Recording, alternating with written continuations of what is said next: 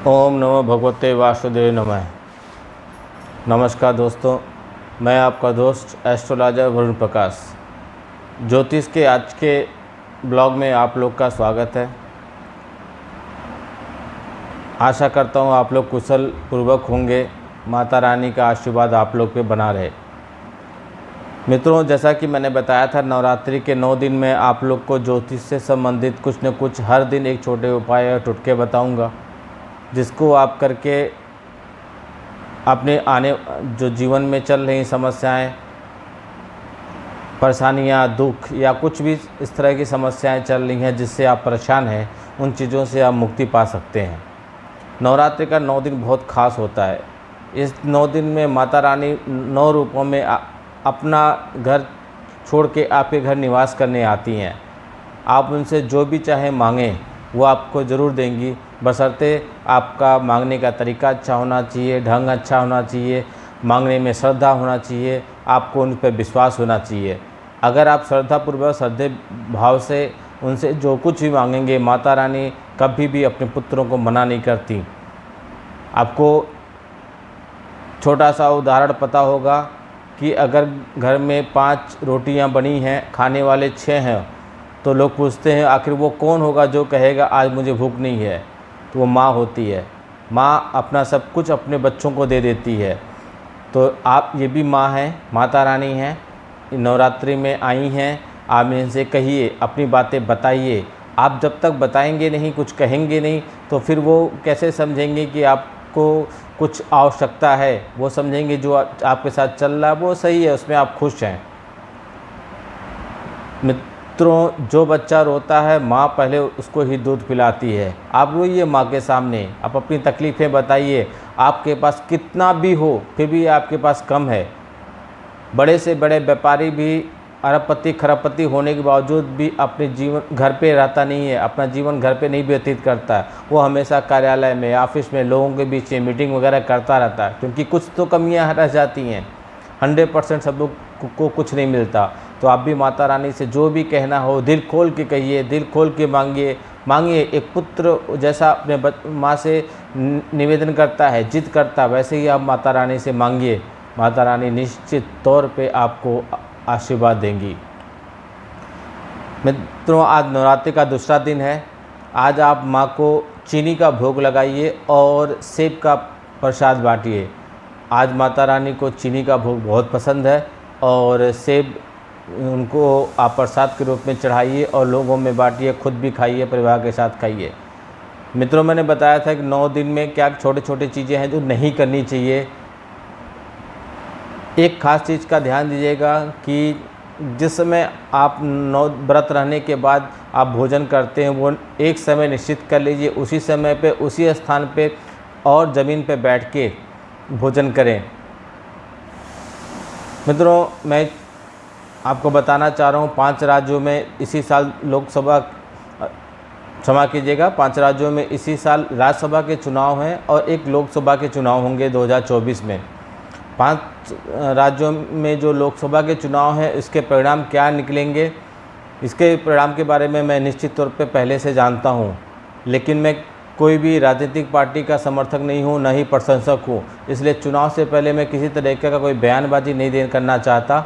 जिस दिन वोटिंग होगा, वोटिंग 5 बजे या 6 बजे जब भी समाप्त होती है, उसके तुरंत बाद मेरा एक वीडियो आएगा, आप उसको देखिएगा।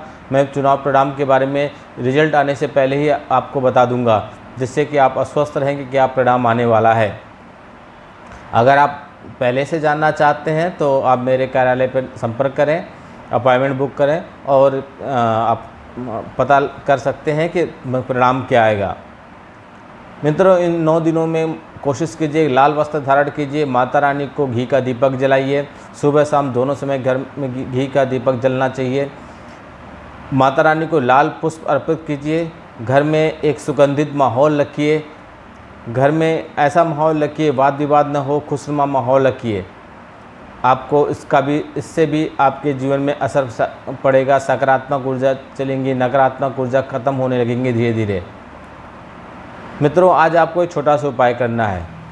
आपको सूरज डूबने से पहले पीपल के पेड़ के 11 पत्ते लेके आना है।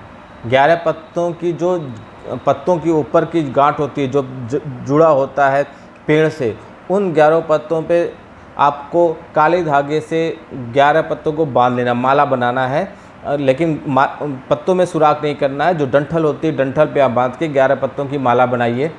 उन 11 पत्तों की मालाओं पे आपको लाल या सिंदूर से लाल कलर से या सिंदूर जैसा भी हो, लाल हो या भगवा कलर हो या ऑरेंज हो, उस पर आप राम राम लिखिए। एक पत्ते पे 3 बार, 11 पत्ते पर 11 43 बार आपको लिखना है।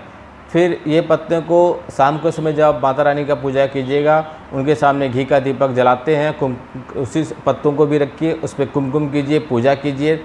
उनसे निवेदन कीजिए कि कल आप उनको हनुमान जी को समर्पित करेंगे और आप माता रानी भी इसमें आशीर्वाद अपना दें और हनुमान जी का आशीर्वाद मिलकर हमारे जीवन में आ रही बाधाएँ दूर हों। फिर कल सुबह आप अपने घर का नित्यक्रम पूजा करने के बाद किसी भी नज़दीक के हनुमान मंदिर पर जाइए और हनुमान जी को माला स्वरूप चढ़ाइए। चढ़ाने के बाद वहाँ बैठ के 5 बार हनुमान चालीसा का पाठ कीजिए।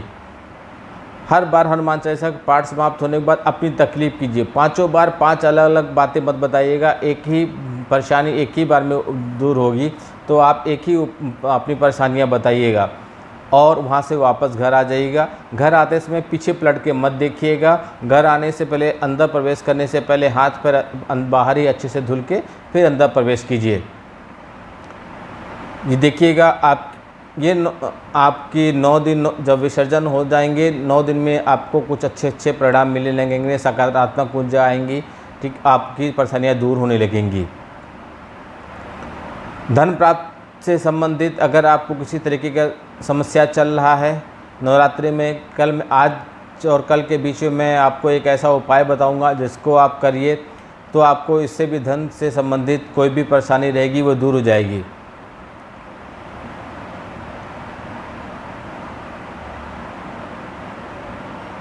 माता रानी बहुत ही दयालु हैं। मैंने पहले ही बताया, आप उनके पुत्र हैं, हम सब उनके पुत्र हैं। हम सब माता से कैसे विवश करते हैं आशीर्वाद देने के लिए, माता से कैसे हम अपने लिए जिद करते हैं, बस ऐसे ही आपको करना है माता रानी से। आपको मित्रों किसी तरीके का सामाजिक, आर्थिक, राजनीतिक, पारिवारिक, ज़मीन जायदाद से संबंधित किसी तरीके की कोई भी समस्याएं अगर चल रही हैं, कुंडली का विश्लेषण कराइए। कुंडली में ग्रह दोष की वजह से ये सब समस्याएं पैदा होती हैं, उन ग्रहों के क्या उपाय किए जा सकते हैं, इनके मैं आपको रास्ता बताऊंगा और आप उसको अगर सच्ची श्रद्धा से करते हैं तो आपको उसका अवश्य परिणाम मिलेगा। नमस्कार।